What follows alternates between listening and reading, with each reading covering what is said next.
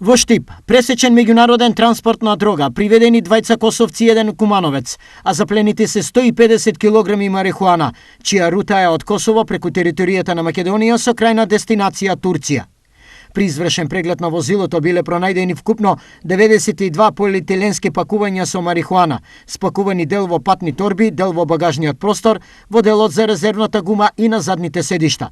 А кај приведените лица се пронајдени и повеќе мобилни телефони, сим картички од мобилни оператори од Косово и Северна Македонија и пари кои се предадени на вештачење. Денеска 31 март 2022 година од страна на СВР Штип до основното јавно обвинителство за гонење на организиран криминал и корупција ќе биде поднесена кривична пријава против 4 лица.